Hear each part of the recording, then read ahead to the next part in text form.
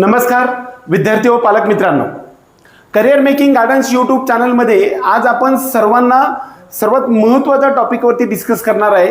ते म्हणजे संपूर्ण medical सायन्सेसमधील MBBS, BDS, BMS, BHMS, BUMS, त्याचबरोबर BPTH, BOTH, BP&O, BA SLP आणि BSc नर्सिंग या सर्व मेडिकल कॉलेजेसमधील किंबहुना डी फार्म, बी फार्म, फार्म डी या सर्व कॉलेजेसमध्ये असणाऱ्या कॉलेजमध्ये मेरिट बेसिसवरती त्याचबरोबर IQ बेसिसवरती मिळणाऱ्या सर्व फी सवलतीच्या संदर्भामध्ये एकदम डिटेल एका व्हिडिओमध्ये आज मी मांडण्याचा प्रयत्न करणार आहे। वास्तविक पाहता एकाच व्हिडिओमध्ये संपूर्ण इन्फॉर्मेशन अगदी डिटेल्स सांगण्याचा आपण प्रयत्न करणार आहे।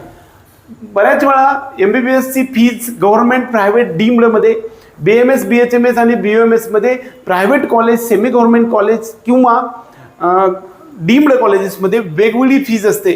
त्याच्या संदर्भातला सर्व एक्झामिनेशन फी, त्याचबरोबर ट्युशन फीज, डेव्हलपमेंट फीज आणि वेगवेगळ्या कॅटेगरी वाईज आपल्याला किती फीज भरावी लागते, BMS साठी, BHMS आणि BUMS साठी या सर्वांचा एकत्रित गोषवारा आपण या आताच्या व्हिडिओमध्ये पाहण्याचा प्रयत्न करणार आहे। वास्तविक पाहता या सर्व गोष्टी कॅटेगरी वाईज अशत असतात।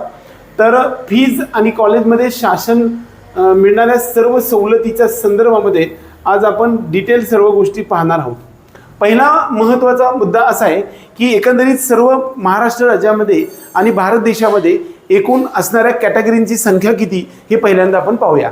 एक तर ऑल इंडिया कोट्यामध्ये ओपन, EWS, OBC आणि SC आणि ST 5 कॅटेगरीमध्ये डिव्हिजन केलेलं असतं आणि महाराष्ट्र राज्यामध्ये मात्र तेच वेगवेगळ्या 10 किंवा 11 कॅटेगरीमध्ये वर्गीकरण केलेलं असतं। संपूर्ण 100% सीट्स हे आपल्याला या कॅटेगरीमध्ये वेगवेगळ्या सीट्सच्या पर्सेंटेज वाईज गव्हर्नमेंट आणि प्रायव्हेट सर्व मेडिकल कोर्सेससाठीचं ॲडमिशनसाठीचे डिस्ट्रीब्युटेड सीट्स हे रिझर्व केलेले असतात। त्यामध्ये ओपन, EWS, त्यानंतर SEBC ज्याला आपण मराठा आरक्षण म्हणतो, त्यानंतर OBC अदर बॅकवर्ड क्लास, त्यानंतर त्याचमधली एक छोटी कॅटेगरी आहे त्याला SBC किंवा स्पेशल बॅकवर्ड क्लास असं म्हणतो, त्यानंतर VJ विमुक्त जाती किंवा डिनोटिफाईड ट्राईब्स DT1 असं म्हणतो, त्यानंतर NTBCD म्हणजे नोमॅटिक ट्राईब्स 1, 2, 3 असं देखील म्हटलं जातं, NTBCD, त्यानंतर SC आणि ST अशा एकंदरीत 10 कॅटेगरीमध्ये 100% सीट्स वर्गीकरण केलं जातं आणि आपल्या रिझर्वड सीटवरती तुमचं ॲडमिशन्स होण्याबरोबरच ओपन कॅटेगरीमधून सुद्धा तुमचा क्लेम असतो। तुमचं एकदा ॲडमिशन ओपनमधून होईल किंबहुना तुमच्या कॅटेगरीमधून झालं तरी तुमच्या कॅटेगरीची जी फीज आहे ती फीज तुम्हाला भरावी लागत असते।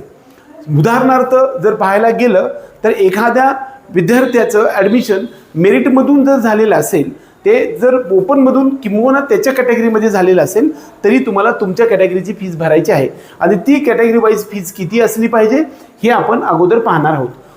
पहिली कॅटेगरी जी आहे ते आपण SC आणि ST या संदर्भामध्ये चर्चा करूया। बऱ्याच वेळा SC आणि ST कॅटेगरीच्या प्रवर्गाच्या विद्यार्थ्यांसाठी पूर्णतः आता फीजमध्ये 2 प्रकार असतात। एक तर गव्हर्नमेंटमध्ये किंवा प्रायव्हेट किंवा डीम्ड कॉलेजेसमध्ये 2 प्रकारच्या फीज असतात। एक तर ट्युशन फीज ही 90% असते आणि 10% डेव्हलपमेंट फीज असते। तर संपूर्ण एखाद्या कॉलेजची फीज 10 लाख असेल तर त्यातली 9 लाख ही फीज आपल्याला ट्युशन फीजमध्ये असते आणि 1 लाख ही एवढी फीज आपल्याला डेव्हलपमेंट फीजमध्ये असते।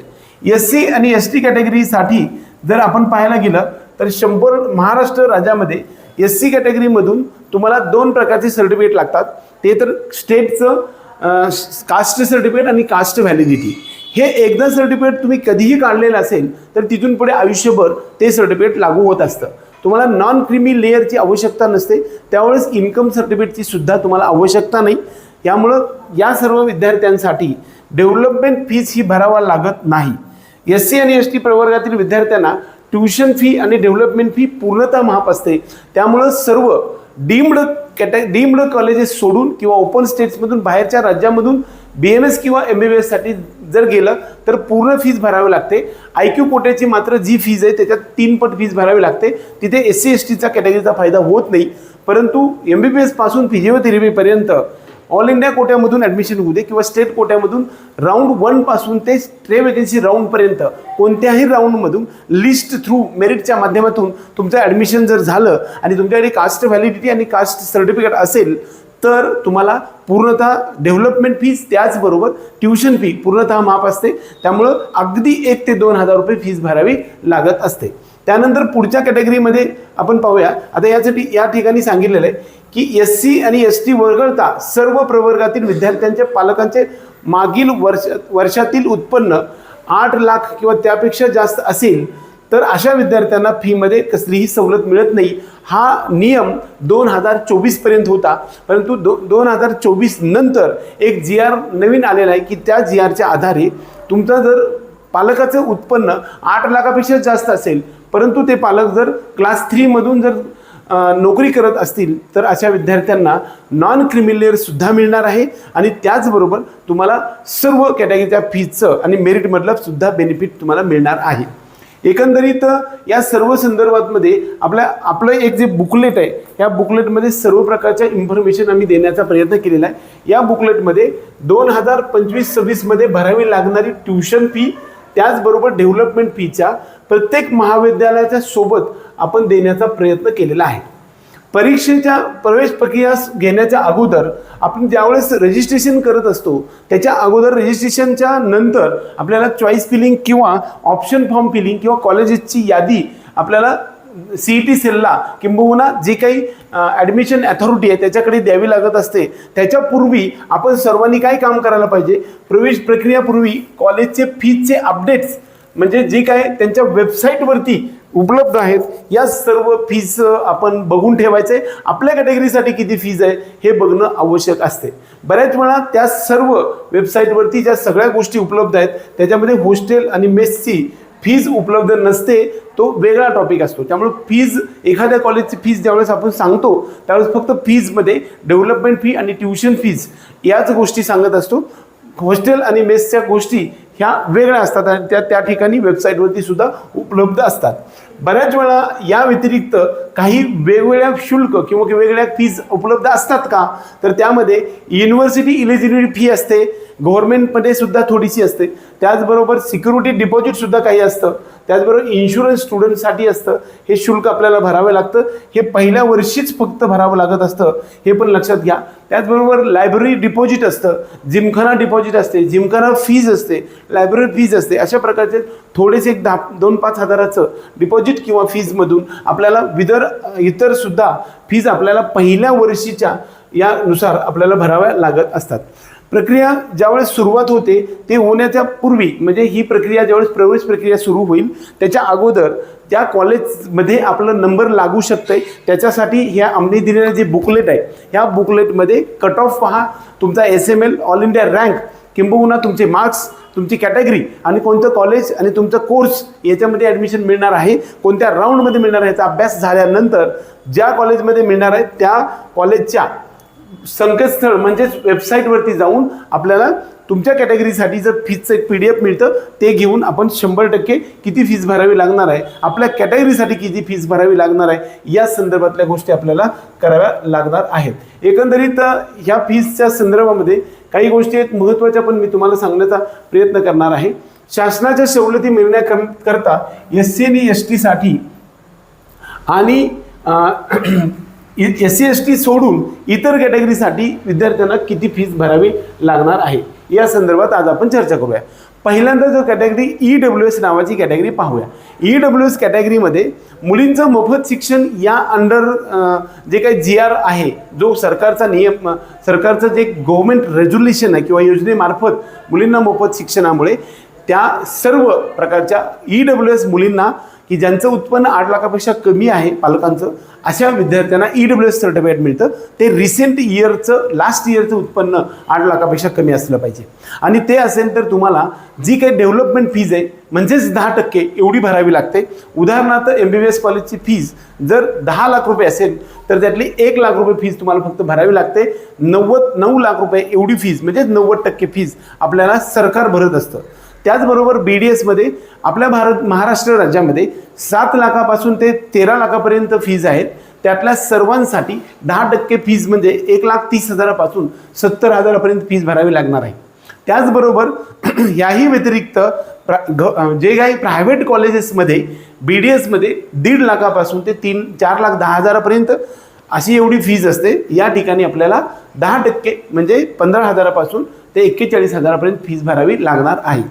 सर्व मुलींच्या EWS साठी 10% फीज भरावी लागेल. मुलांसाठी मात्र त्यांचं उत्पन्न 8 लाखापेक्षा कमी असतं, त्यामुळे त्यांना जी फीज आहे ती 50% भरावं लागते. डेव्हलपमेंट फी 50% सरकार भरतं आणि विद्यार्थी भरावा लागतो. ट्युशन फी सुद्धा सरकार 50% आणि विद्यार्थी 50%. म्हणजेच 7 लाखापासून 12 लाखापर्यंत फी असेल तर त्यातली 3.5 लाखापासून ते 6 लाखापर्यंत फीज आपल्याला MBBS साठी भरावी लागेल. आणि BDS साठी 2 लाखापासून 4 लाखापर्यंत फीज आहे, त्याच्या निम्मी म्हणजे 1 लाखापासून 2 लाखापर्यंत फीज आपल्याला EWSच्या विद्यार्थ्यांना भरावी लागणार आहे. SCBC आणि OBC या दोन्ही कॅटेगरीला आता SCBC म्हणजे सोशली आणि एज्युकेशनल बॅकवर्ड क्लास मराठा या विद्यार्थ्यांसाठी सेंट्रलमध्ये EWS आहे, परंतु स्टेटमध्ये EWS तुम्हाला मिळत नाही. कारण मराठा ही कॅटेगरी 2024 मध्ये GR नुसार महाराष्ट्र शासनाच्या निर्णयानुसार ही कॅटेगरी SCBC नावाच्या सेपरेट गव्हर्नमेंट आणि प्रायव्हेटमध्ये 10% आरक्षणामध्ये वर्गीकृत केल्यामुळे आपल्याला EWSचं आरक्षण सेंट्रलमध्ये उपलब्ध नाही. त्यामुळं तुम्हाला SCBC म्हणजे सोशली आणि एज्युकेशनल बॅकवर्ड क्लास नावाची कॅटेगरी आम्हाला निवडावी लागते. या सर्वांना त्यांच्यासाठी कास्ट सर्टिफिकेट हे एकदा काढलं की लाईफ टाईम तुमचं व्हॅलिड असतं. त्यानंतर नॉन क्रिमी लेअर म्हणजेच उन्नत गटात समाविष्ट नसण्याचं प्रमाणपत्र हे पाठीमागच्या 3 वर्षापासूनचं आधारित असणारं पुढील 3 वर्षासाठी व्हॅलिड असणारं हे सर्टिफिकेट तुम्हाला असणं आवश्यक आहे. यावर्षी जर समजा म्हणजेच नीट 2026 मध्ये तुम्हाला जर ते व्हॅलिड कोणतं असेल पाहायचं असेल तर पाठीमागे 2 वर्षात काढलेलं असेल, परंतु त्याची व्हॅलिडिटी मार्च 2027 पर्यंत असेल तर ते तुमचं व्हॅलिड आहे असं मानायला काही हरकत नाही. हे नॉन क्रिमिनल सर्व कॅटेगरीसाठी जे SC आणि ST सोडून आणि EWS सोडून या सर्वांसाठी इतर सर्व कॅटेगरीला लागत असतं आणि सर्वांसाठी हा नियम नॉन क्रिमिनलसाठी आहे. कास्ट व्हॅलिडिटी असणं आवश्यक आहे. सर्व प्रकारच्या विद्यार्थ्यांना SCBC OBC त्याचबरोबर SBC त्याचबरोबर NT 1 2 3 VJ या सर्व विद्यार्थ्यांना कास्ट सर्टिफिकेट आणि नॉन क्रिमिलेअर हे तिन्ही सर्टिफिकेट असेल तरच ती तुम्ही कॅटेगरी सिद्ध होऊ शकते. जर तुमच्याकडे याच्यामधलं एकही सर्टिफिकेट नसेल तर तुमची ती कॅटेगरी न होता तुम्ही ओपनमध्ये जाता. परीक्षेचा फॉर्म भरेपर्यंत म्हणजे CET सेलचा किंवा MCCचा फॉर्म भरेपर्यंत तुमच्याकडे जरी हे सर्टिफिकेट ओरिजिनल नसेल परंतु अप्लाय केलेली पावती असेल तरी सुद्धा तुम्हाला त्याच्यामध्ये अप्लाय करता येऊ शकतं.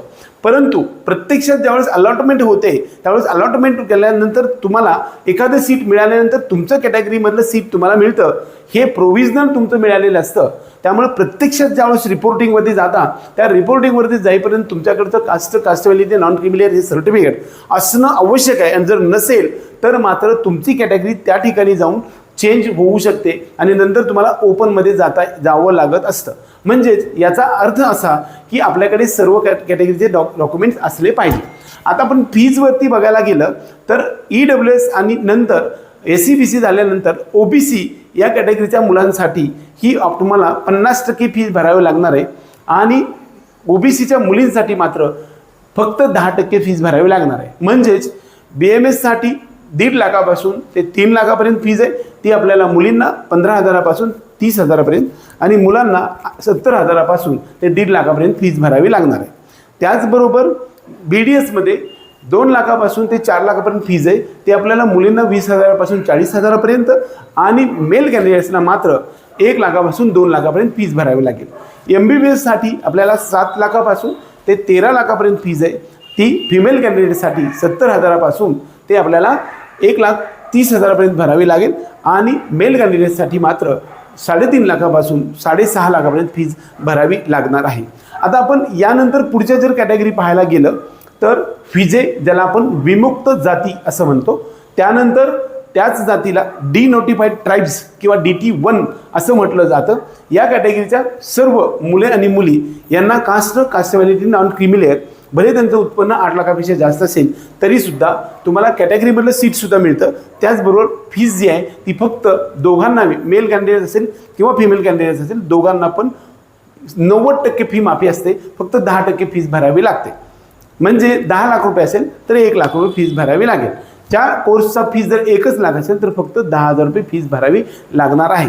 आता त्यानंतर पुढच्या 3 कॅटेगरी आपण पाहणार आहे. त्यामध्ये विजेनंतर NT-BCT म्हणजेच नोमॅटिक ट्राईब्स B, C आणि D म्हणजेच NT 1, 2, 3 या कॅटेगरीच्या विद्यार्थ्यांना सुद्धा तुमच्याकडे caste valid non creamy layer certificate जर असेल आणि ते व्हॅलिड असेल तर तुम्हाला कॅटेगरीमधलं सीट्स पण तुम्हाला मिळेल. रिझर्वेशनचा लाभ तर होईल, पण फीजमधला लाभसुद्धा जरी तुमचं 8 लाखापेक्षा जास्त उत्पन्न असेल आणि तुमच्याकडे नॉन क्रिमी लेअर सर्टिफिकेट असेल तर तुम्हाला फक्त 10% फीस भरावी लागणार आहे. आता एक सर्वात सेपरेट आणि वेगळी राहिलेली कॅटेगरी आहे, त्या कॅटेगरीबद्दल मी तुम्हाला सांगेन. ती म्हणजे SBC. त्याला आपण स्पेशल बॅकवर्ड क्लास असं म्हणतो. ही OBC मध्ये इन्क्लूड केली जाते. सेंट्रलमध्ये महाराष्ट्र राज्यामध्ये असणाऱ्या सर्व OBC त्याचबरोबर SBC, विजे, NT-BCD या सर्व कॅटेगरीला सेंट्रलमध्ये OBC मध्ये इन्क्लूड केलं जातं. पण SBC किंवा स्पेशल बॅकवर्ड क्लास ही मात्र महाराष्ट्र राज्यामधल्या फक्त OBC या कॅटेगरीमध्ये इन्क्लूड केली जाते. सिलेक्शन होताना तुमचं OBC मधून सिलेक्शन होतं, परंतु प्रत्यक्षात फीज भरत असताना मेल कॅन्डिडेट असू दे किंवा फिमेल कॅन्डिडेट असू दे या सर्वांसाठी तुम्हाला फक्त डेव्हलपमेंट फीज म्हणजेच 10% फीस भरावी लागते. तुमच्याकडे caste valid non creamy layer हे तिन्ही सर्टिफिकेट असणं आवश्यक आहे. मग मेल आणि फिमेल कॅन्डिडेटसाठी 10% फीस भरावी लागते. सरकार मात्र तुम्हाला फक्त 90% फी माफी देत असते. ओपन, आता बऱ्याच वेळा ज्या विद्यार्थ्याकडे कोणत्याही प्रकारचं सर्टिफिकेट नसेल आणि ओपन प्रवर्धकमधून जर असेल आणि त्यांनी EWS सर्टिफिकेट जर काढलेलं नसेल तर अशा विद्यार्थ्यांचं उत्पन्न जर रिसेंट इयरचं 8 लाखापेक्षा कमी असेल तर अशा ओपन कॅन्डिडेटला सुद्धा फिमेल कॅन्डिडेटला 10% फीस भरावी लागणार आहे आणि 90% फी सरकार भरणार आहे. परंतु जर मेल कॅन्डिडेट असेल तर मात्र 50% फीस भरावी लागणार आहे आणि 50% सरकार भरणार आहे.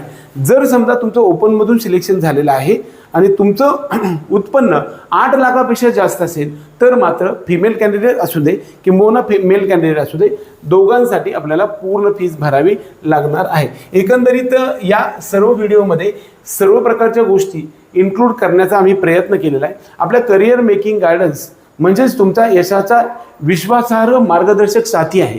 100% योग्य माहिती, योग्य मार्गदर्शन आणि तुमच्या यशाची हमी देणारं हे महाराष्ट्र राज्य आणि संपूर्ण भारत देशामध्ये एकमेव अशा प्रकारचं कन्सेप्ट आहे.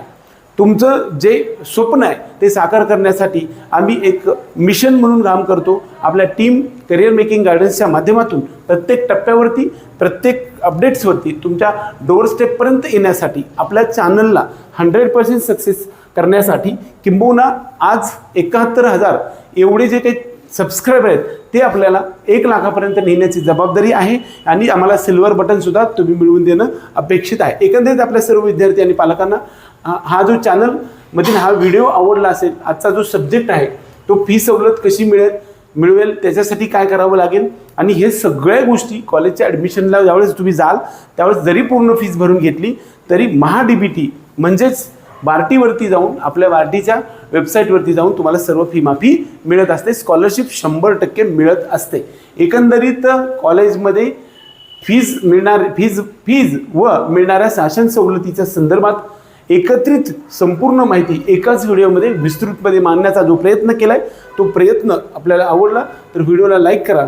त्याचबरोबर आपल्या चॅनलला सबस्क्राईब करून बेल आयकॉन दाबा. आपल्या सर्व विद्यार्थी आणि पालकांना आपलं हे पुस्तक आहे, ह्या पुस्तकामध्ये सुद्धा बऱ्याचशा गोष्टी माहिती देत असतो.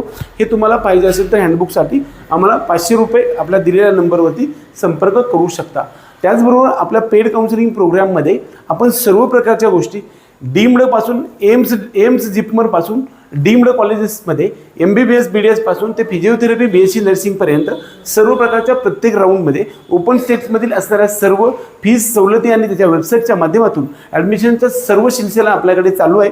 प्रत्यक्षात ऑथेंटिक माहिती किंवा स्केल म्हणून वापरायचं असेल तर आपला हा चॅनल निश्चित वापरू शकता. त्याचबरोबर महाराष्ट्र राज्यामध्ये MBBS पासून फिजिओथेरपीपर्यंत, अदर स्टेट्समध्ये MBBS पासून फिजिओथेरपीपर्यंत, IQ quota, management quota, NRI कोट्याच्यासाठी सुद्धा सेपरेट सर्व मार्गदर्शन आपल्याला प्रत्यक्ष भेटीच्या माध्यमातून आम्ही तुम्हाला देण्याचा प्रयत्न करू. हे सर्व एकंदरीत येण्यासाठी आपल्या चॅनलच्या सबस्क्राईब करा, त्याचबरोबर आपल्या पेड काउन्सिलिंग प्रोग्राममध्ये अवश्य.